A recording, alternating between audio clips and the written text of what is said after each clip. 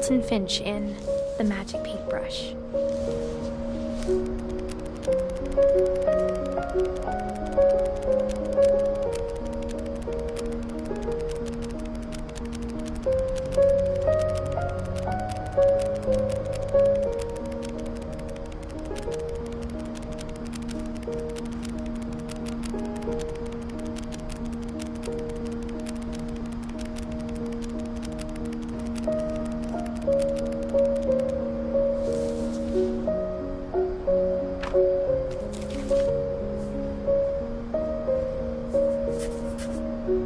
I was 4 when Milton disappeared.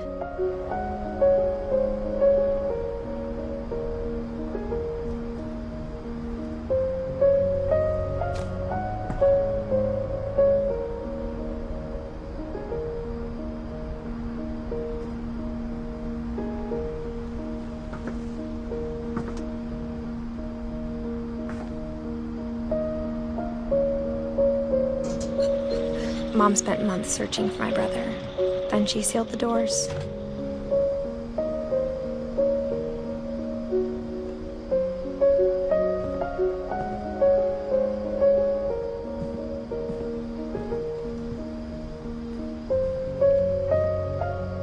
Whatever Milton had found in the house, Mom didn't want it getting out.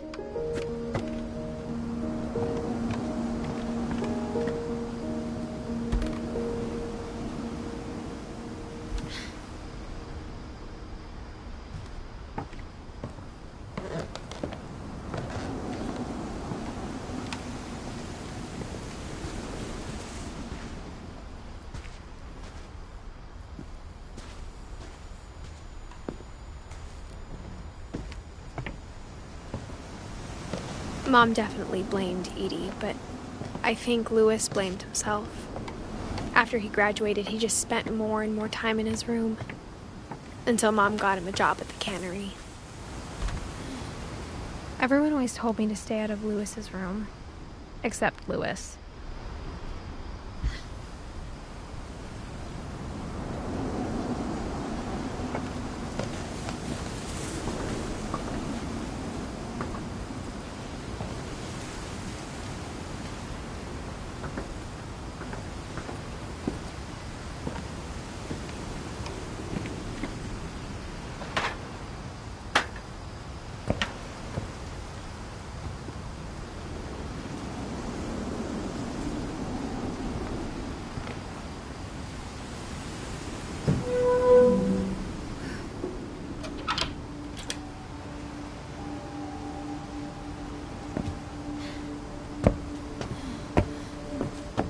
Louis's room smelled very, very familiar. That part of him lived on.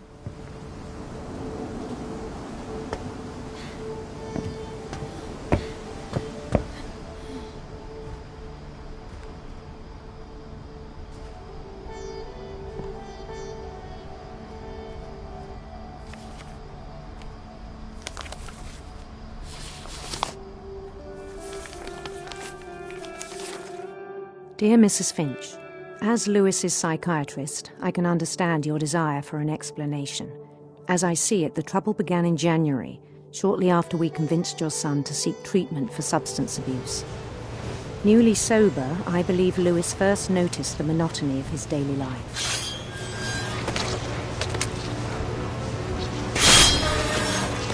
He kept working at the cannery, but he withdrew part of himself.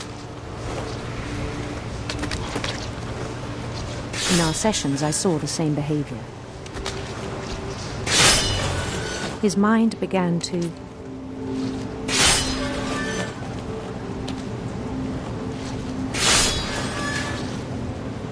wander. I asked him to describe it. He said he started small, imagining a labyrinth. He'd feel his way about. Then something moved. Bats. And toads.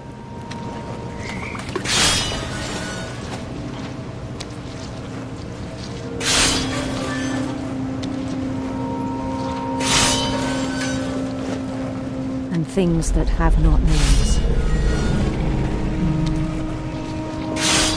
He knew it was all in his head.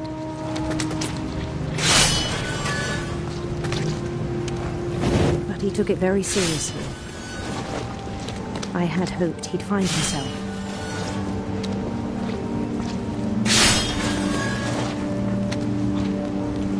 But he found something more. I worried about him then. Daydreaming at the cannery. I spoke with his boss. But he said Lewis had become a model employee. Methodical, tireless, focused. Like a whole new Lewis. So I let him go on.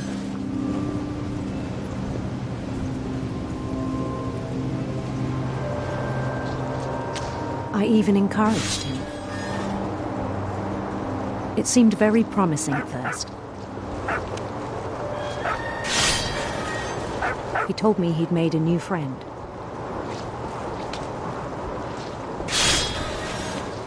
On the edge of a city he named Lewis Topia. He built the city up slowly, brick by brick. Then he made musicians.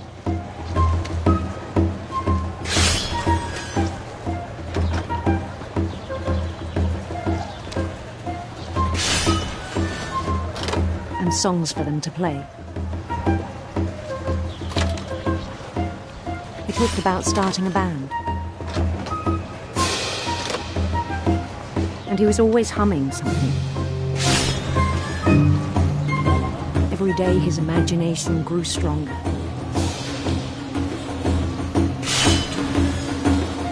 He no longer spoke at the cannery. But his chopping was as reliable as ever. Then one day it struck him that all the cheering crowds, even the stones under his feet, were all in his imagination. So he could do whatever he wished.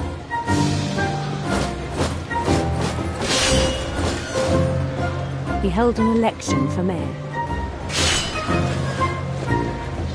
And he won. They begged him to stay, but his mind was already wandering.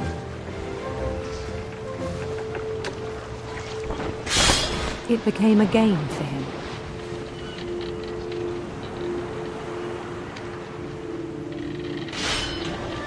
He'd conquer a city, then immediately push on. New Louisville.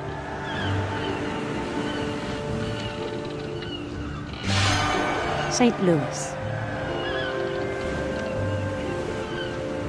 He started drifting away from our reality.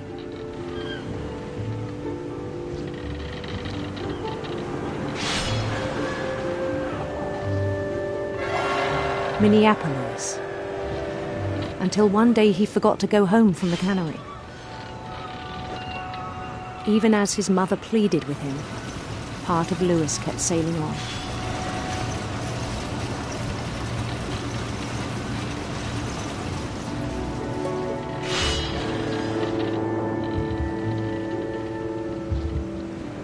In Lewisburg, he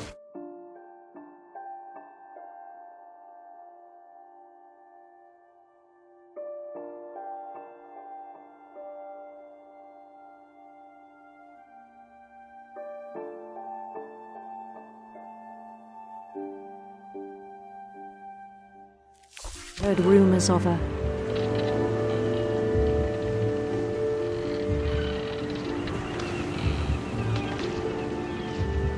handsome queen.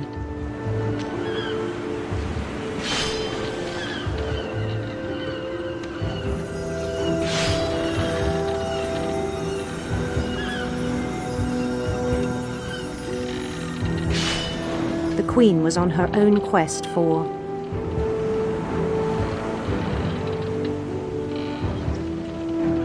radiant rainbows.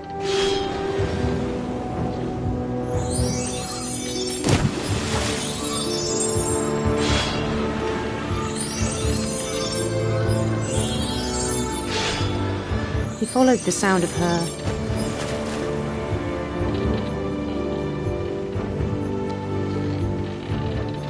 silver harp.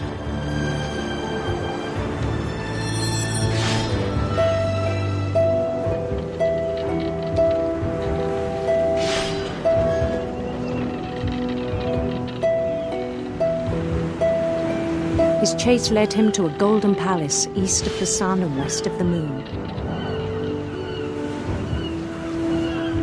Even then, his logic remained sound.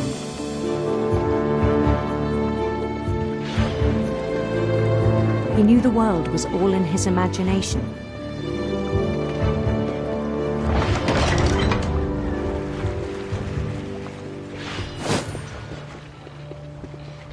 But he was so proud of having created it. In his own eyes, he'd become something greater than a king.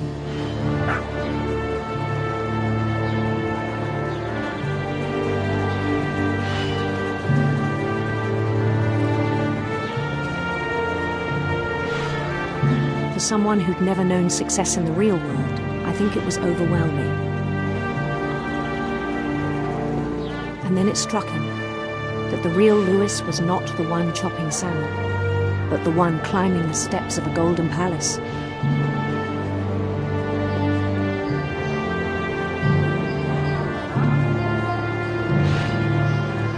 My imagination is as real as my body, he told me. It was hard to argue with him.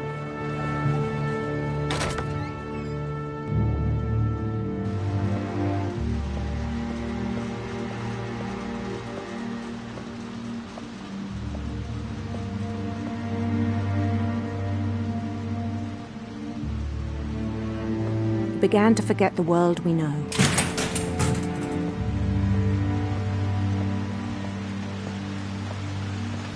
I think it pained him to remember Louis, the cannery worker.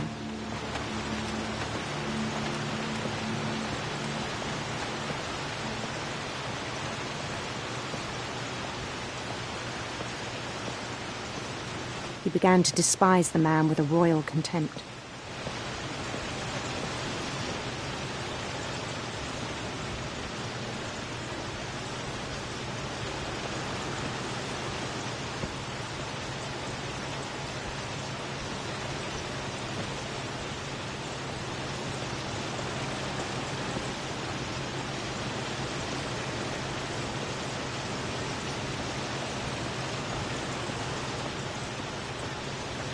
I still thought I could save him. Even after he said he was being crowned king over all the lands of wonder. The palace would be packed with his companions.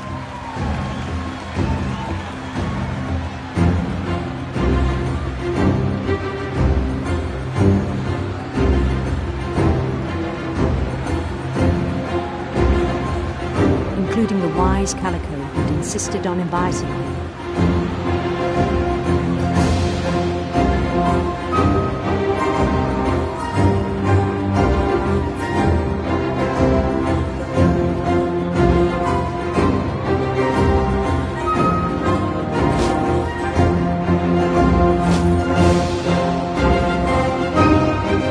His queen waited, holding his crown.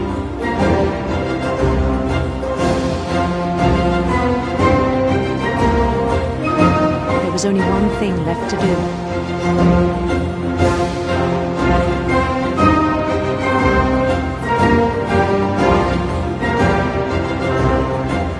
Bend down his head.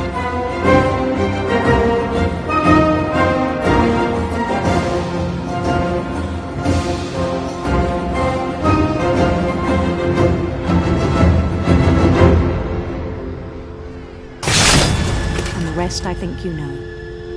Mrs. Finch, your son was a kind man who will be missed by all of us who knew him.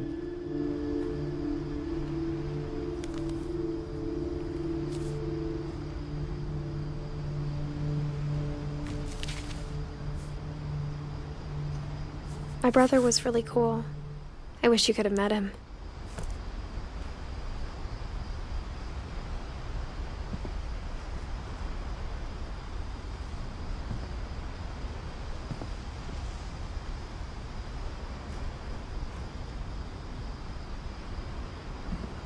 Louis and I spent a lot of time playing games together, but he was surprisingly bad at them. He died a lot.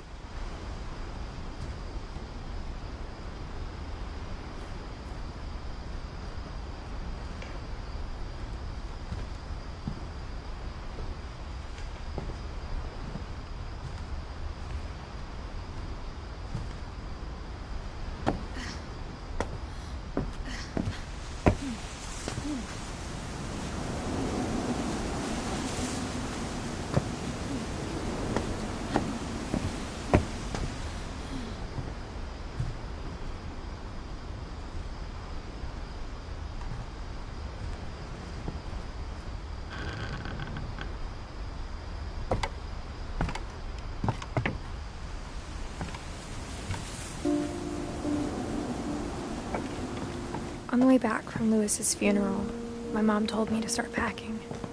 She waited until the day before we left to tell Edie.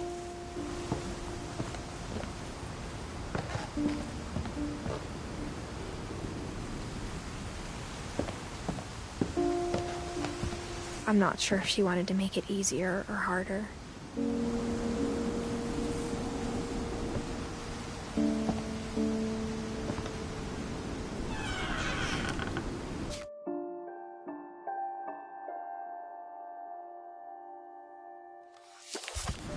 I wish we'd stayed.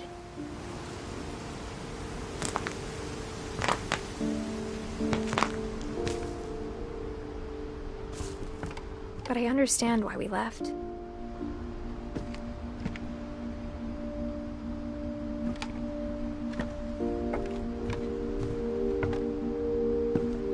My mom ended up leaving everything behind.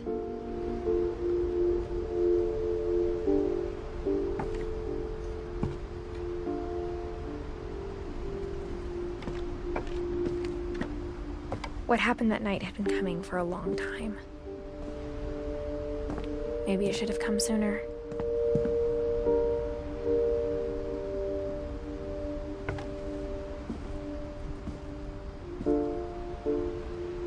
But it had to end one way or another. All that's left now is to tell you about that last night.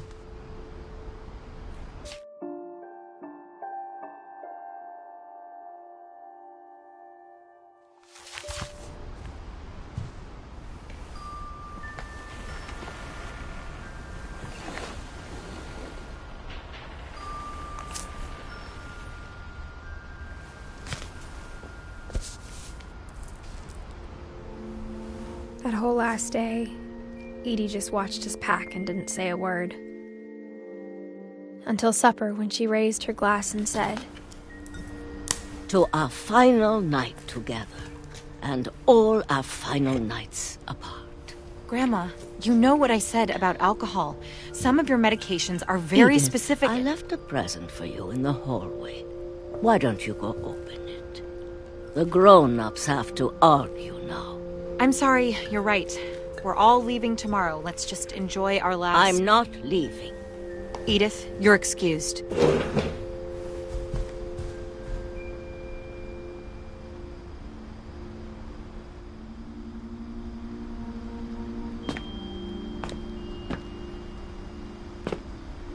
The power had been shut off that morning, but Edie always had plenty of candles. When my mom sealed the library, I don't think she knew about the other entrance.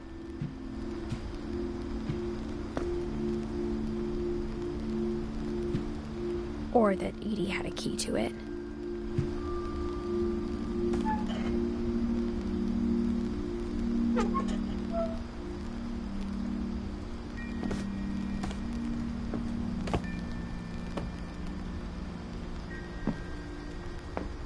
That thing you're afraid of isn't going to end when you leave the house. Edith has a right to know these stories. My children are dead because of your stories. I think it's best if Edith and I leave tonight. We'll have the nursing home send a van for you in the morning, okay?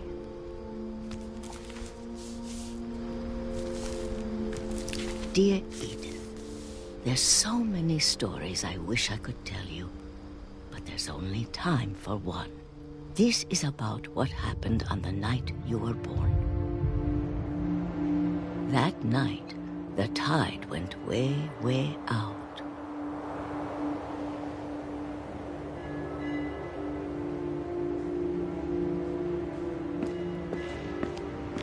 It was the first and last time I ever saw the old house aground.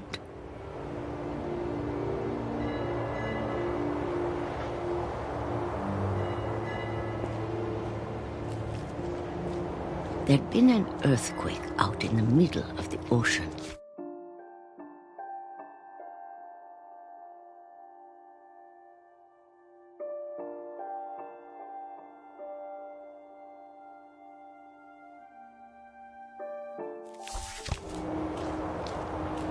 They called it the lowest tide in 1,000 years.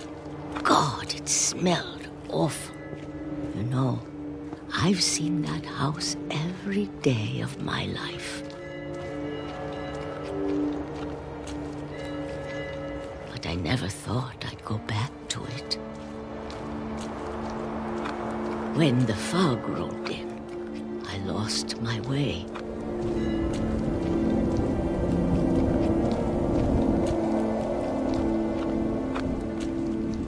I got turned around.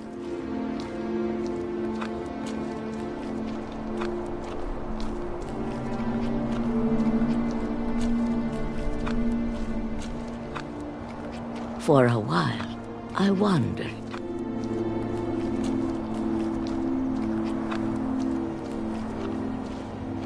I started seeing things.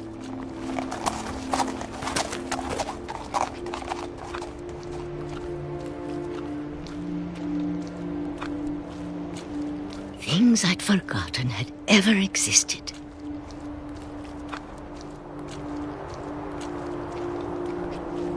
But when I saw them, they felt like old friends. That night, a lot of things came back to me.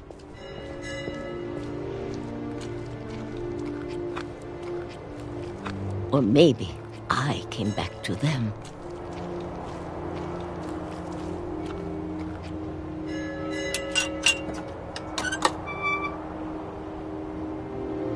Things I can't explain, but that I need you to try and... Edith, what are you doing in here? It's mine. Edith! Mom, you're gonna rip it! Let go! I kicked and screamed, but Mom dragged me to the car.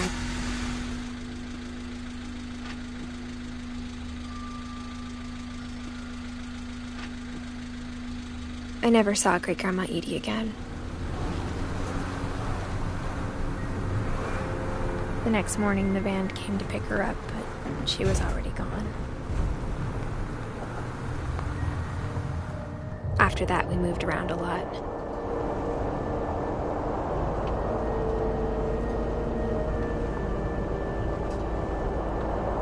We both tried to make the best of it.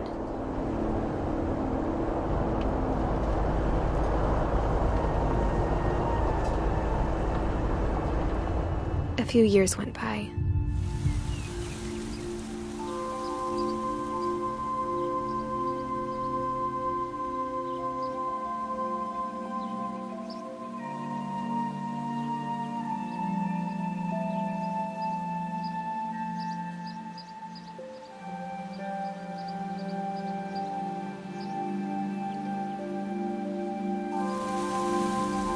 My mom didn't like to talk about it.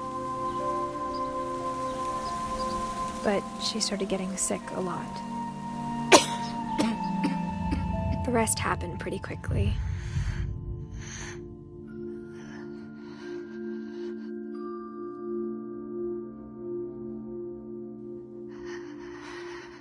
She got better for a while, and then she didn't. And then I was alone.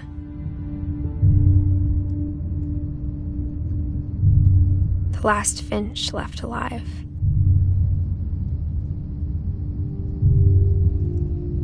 Until I found out about you. I'm still not sure what to tell you about all this. If we lived forever, maybe we'd have time to understand things. But as it is, I think the best we can do is try to open our eyes and appreciate how strange and brief all of this is.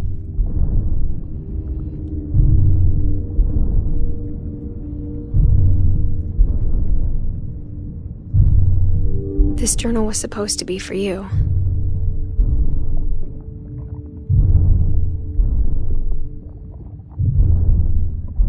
But now I hope you'll never see it. I just want to meet you and tell you all these stories myself. But I guess if you're reading this now, things didn't work out that way.